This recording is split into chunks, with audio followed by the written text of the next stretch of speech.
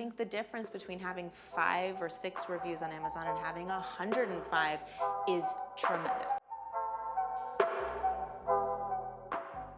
Hello, daring authors. Today we talk to leading branding and marketing expert Pia Silva. She owns Worst of All Design. She's a longtime Forbes contributor. And one day with her to get her marketing insight and branding insights costs $20,000.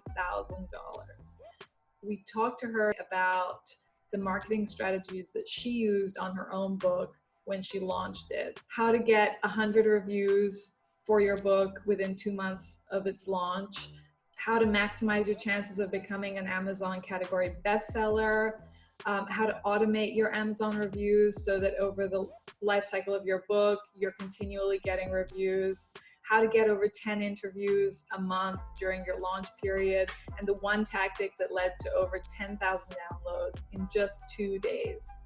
Pia also talks about the one thing she did that she may not recommend, and it was a $10,000 investment. So there's a lot to cover today and a great deal to learn. Let's get started.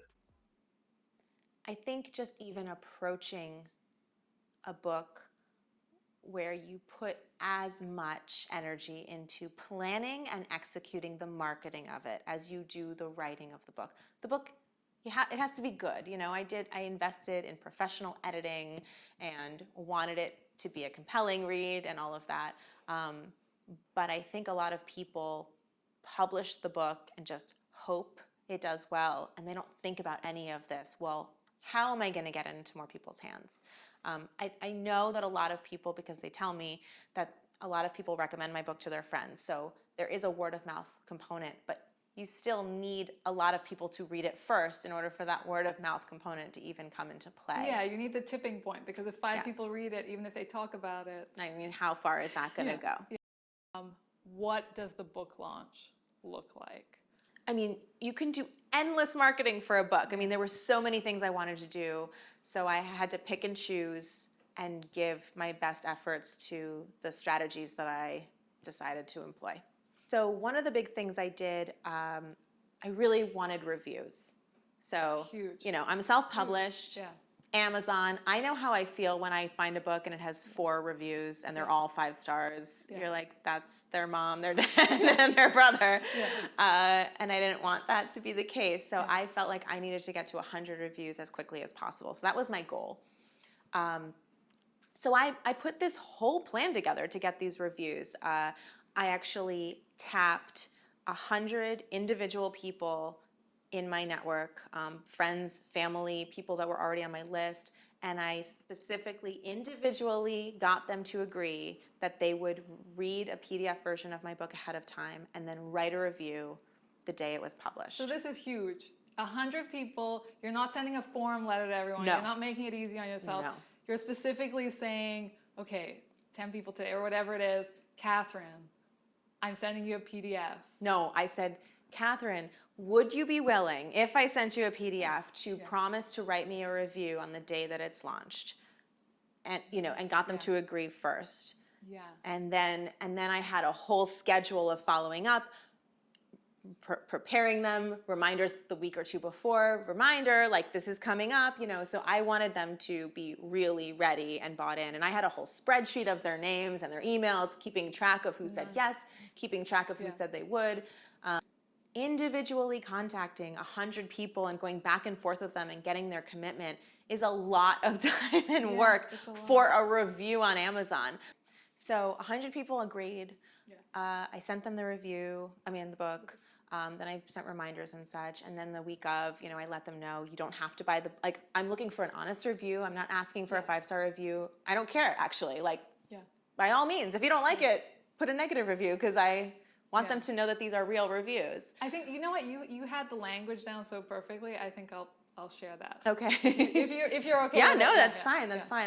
I don't remember exactly, but I remember saying, like, I'm not looking for a 5-star review. I'm looking for an honest review. And honestly, I would like you, if you didn't like it or it wasn't applicable, to say why, because I want people who buy the book to resonate with it. So if it's not for them, I don't want them to buy it and read it. And then feel like it wasn't for them. They didn't like it. Yeah. So then I did a separate thing.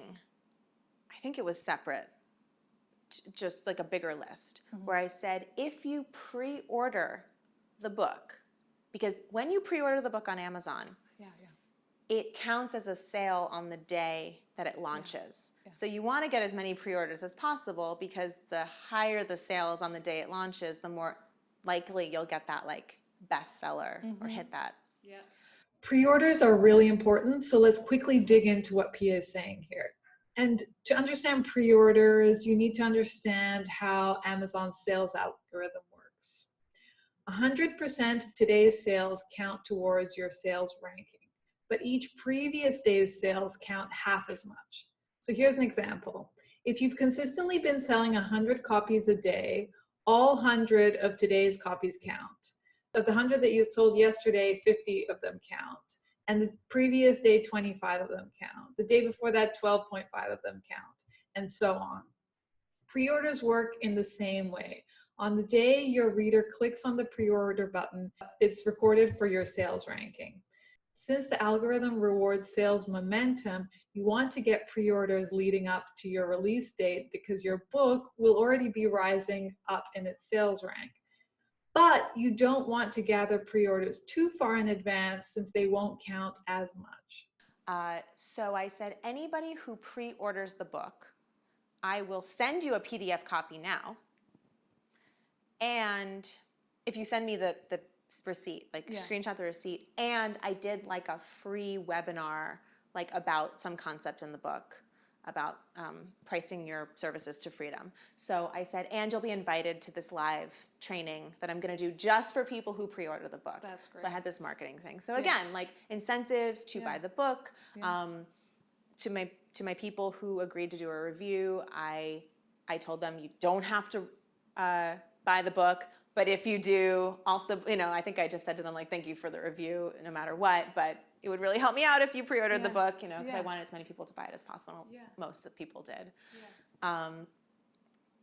And then afterwards, I did keep track of all the people who sent the reviews, and then I did follow up individually a few times with everybody who didn't, and a lot of them did. I don't remember how many of them ended up writing reviews, but I had a good chunk of reviews. I mean 50 or 60 probably. I remember it was around mid-May, so about 2 months later, that I think I actually hit 100, because I feel like it was right around my birthday. Okay, that's a nice birthday gift. That's how I remember. Yeah, I remember. Yeah. So it, even with all these efforts, it took me another 2 months to get to that 100, and that had been my goal. I just want 100 reviews. So now I have over 200, and I think almost 250. I think you have over, Yeah. I think of like 240. In that 2 month period before you hit 100, were you still reaching out to people, or did that become then? Yeah. So then I had this whole other thing I was doing. Yeah. Because remember, I felt like the reviews were really important. Yeah. So I had set up this whole funnel. So in my book, at the end of every chapter, I have this section called Shake Your Badass. And it's these questions that you can ask yourself to work on whatever the lesson of the chapter is. So we put all of that with some other information into a downloadable workbook. So the idea was to use our book to get people on our email list. Because if you buy it on Amazon, we don't know who you are. We can't connect with you. Yeah. So you have to get people onto your email list. So we offered the workbook, and then anytime somebody downloaded the workbook, they went through a series of emails that eventually asked them if they would write a review on either Amazon or Goodreads. So this is just another way. So from then on, anybody who reads the book and downloads the workbook is going to be asked once or twice if they would do a review on Amazon. Now, I don't know how many people have downloaded the workbook, but I've had thousands and thousands of people read this book. So the fact that I only have 240 something reviews shows that it's, there's so much drop off at every spot. Oh, definitely. But there is no question that putting that strategy in place is what has continued to get me reviews 2 years later. I'm still getting reviews. I consistently get reviews. Just jumping in for a second here as well. If you don't offer a lead magnet through your book, which can eventually lead to a review request, consider doing this instead. Add a call to action to the end of your book. Use a page that says, if you enjoyed reading this, please leave a review on Amazon. I read every review and they help new readers discover my books. Something like that. And then another big thing that I did right before and right after the launch is that I went on a lot of podcasts. So I hired a company to book me on a ton of podcasts, and I did Which company? I hired a company called Interview Connections. They did a great job.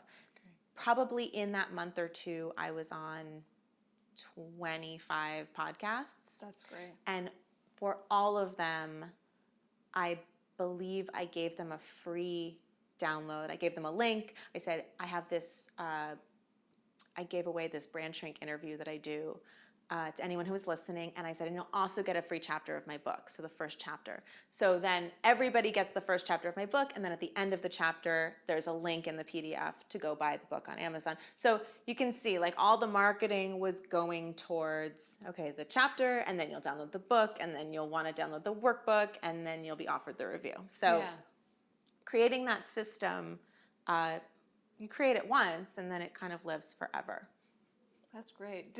Do the podcasts still, you think, was it, I mean, obviously it's most effective at the very beginning when they're fresh, but do you still think they have a longer shelf life? Oh, yeah. Oh, I continued to do podcasts after that. okay. I've probably been on 100 podcasts at this point. Wow. But it was, I did the constant, I couldn't keep up. Yeah. 25 podcasts in a month. I just did that for the launch. Yeah. And then I hired them for the year, actually. So they booked me on about 4 podcasts a month.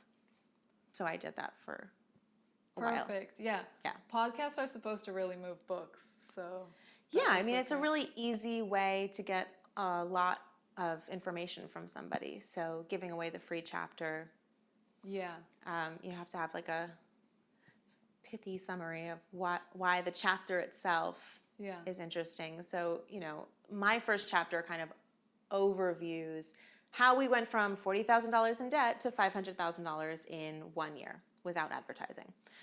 So usually on podcasts, I'm talking about different parts of it, and then, my call to action is, so if you want to hear about that story, you can download the first chapter of the book. Perfect. And that's what you did with the book as well itself. No advertising. It was I organically, Well, I would call all of this advertising. Right, but not in the paid advertising. It's not paid. No, I did a little Facebook marketing. I tried some Facebook marketing, a little. I probably spent about $10,000 on Facebook marketing to download the chapter 1.